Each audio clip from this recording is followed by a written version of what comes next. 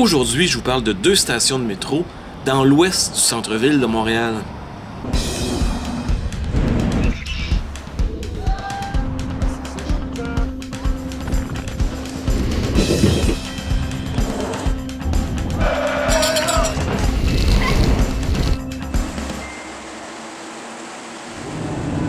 Station Atwater.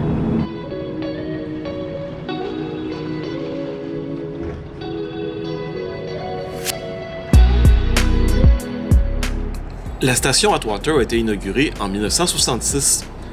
Donc elle fait partie du réseau initial du métro de Montréal. La station a été le terminus ouest de la ligne verte pendant plus de 12 ans, jusqu'en 1978, l'année où on a ouvert le tronçon entre Lionel-Groulx et Angrignon. La station porte son nom en l'honneur de la rue Atwater, qui elle-même porte son nom en l'honneur de Edwin Atwater, un politicien et homme d'affaires montréalais. Il a cofondé en 1846 la Compagnie du télégraphe de Montréal. L'intérieur de la station Atwater est vraiment ordinaire. Son architecture est plutôt banale et son assortiment de briques beige la rend plutôt fade. C'est une autre des stations qui a vraiment pas beaucoup changé en plus de 50 ans. Je trouve que la publicité de la commission des liqueurs à droite est vraiment cocasse. Je me demande si cette horloge indiquait vraiment l'heure. Comme la plupart des stations, cette station de la ligne verte a plusieurs commerces sur sa mezzanine. Mais un aspect original de celle-ci, c'est le métro sushi. C'est pratique de pouvoir commander des sushis tout en sortant du métro. L'attrait de la station, c'est qu'il y a plusieurs corridors qui mènent à des endroits vraiment intéressants à Montréal. Ici, il faut passer par un très long corridor. J'irais même jusqu'à dire le plus long corridor. Quand t'es parti, j'ai pris le plus long corridor, le qui semble le plus étroit, celui qui mène à l'envers de ton corps. Mais heureusement, ce corridor-là ne mène pas à l'envers de ton corps, mais bien au Westmount Square.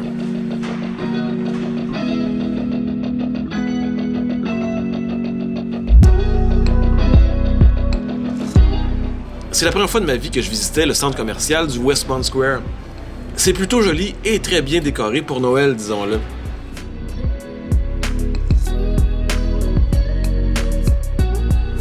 On vous avait déjà parlé, DJ Org et moi, du Westmount Square dans ma vidéo sur Westmount, bien évidemment.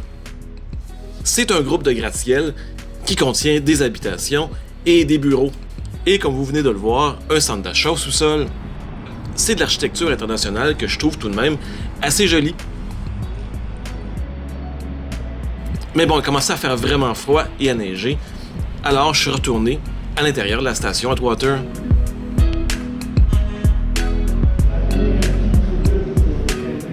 On remarque sur la mezzanine un autre corridor qui est identifié au nom de Alexis Nihon. C'est qui ou c'est quoi ça, Alexis Nihon? Eh bien, de nos jours, c'est surtout reconnu pour être une place. Un autre gros centre d'achat, surplombé d'édifices à bureaux. Mais Alexis Nihon, c'était un homme d'affaires d'origine belge. Il a fondé en 1940 l'Industrial Glassworks Company Limited. C'est une manufacture de verre la plus importante au Canada pendant la Deuxième Guerre mondiale. La place Alexis Nihon est reconnue entre autres pour avoir été l'hôte du tout premier IKEA au Canada, en 1982. C'est aussi à la place Alexis Nihon qu'il y avait un des premiers Zellers, qui a été remplacé par la suite par un Target et qui lui-même a été remplacé par le Canadian Tire qu'on voit ici. Comme la plupart des centres d'achat, la place Alexis Nihon est très bien décorée pour Noël. Ben oui, ça incite les gens à dépenser plus. Ça me fait penser que l'année prochaine, je devrais sûrement faire une vidéo sur les 5 centres d'achat de Montréal les mieux décorés pour Noël. On s'en reparle dans un an.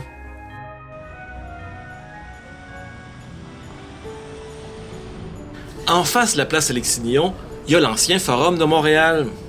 Bon, le Forum, l'aréna des Canadiens de Montréal, a été fermé en 1996 pour laisser sa place au Centre Bell.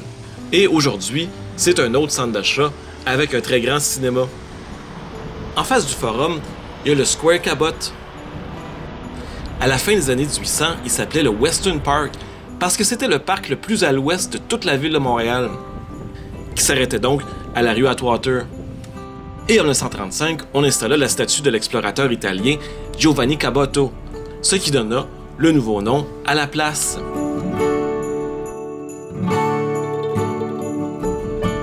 Dans le Square Cabot, il y a un des deux édicules de la station Atwater.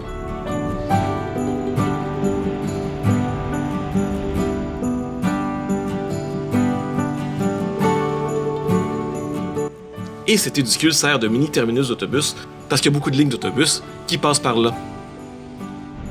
Bon, comme la température s'est pas vraiment réchauffée, je décide de revenir à l'intérieur de la station Atwater encore une fois.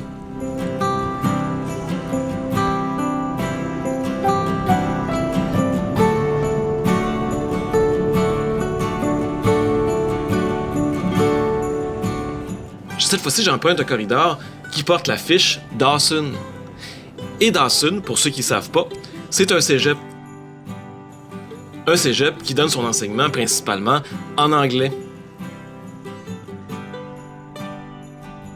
En tout cas, je trouve ça très le fun que les étudiants n'ont pas à chercher très longtemps pour trouver quel corridor prendre pour aller rejoindre le métro. On finit la visite du métro Atwater par l'autre édicule, celui qui est le plus au nord.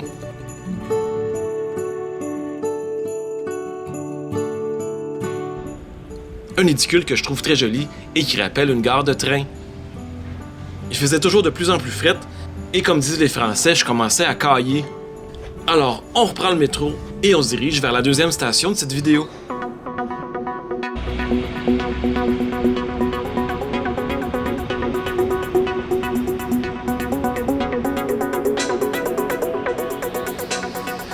On arrive à la station Guy Concordia, qui est elle aussi sur la ligne verte, juste à côté de la station Atwater. Ce qu'on remarque en arrivant dans la station, c'est cet agencement de tuiles de couleur. Bon, je suis pas un très grand fan du choix de couleur, mais disons que ça donne une belle signature à la station, ce que Atwater avait pas du tout. Et au mieux, ça lui donne un petit look d'automne et même d'Halloween.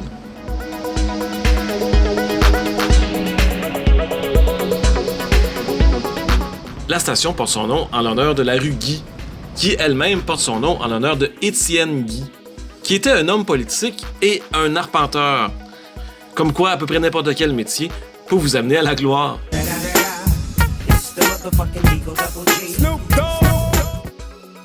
Et l'autre partie du nom de la station, je vous en parlerai un petit peu plus tard.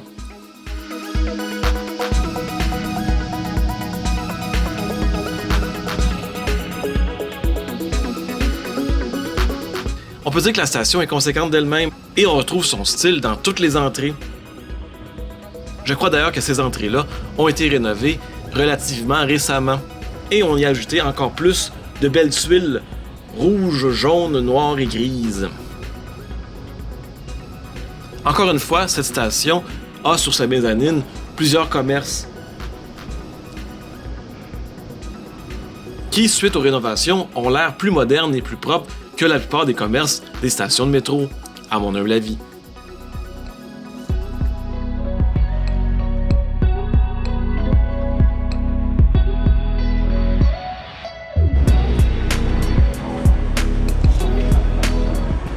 Mais c'est le temps de revenir dans la station et d'emprunter, encore une fois, un très long corridor. Quand t'es parti, j'ai pris le plus long corridor. Non, Laurence, le calme-toi, là.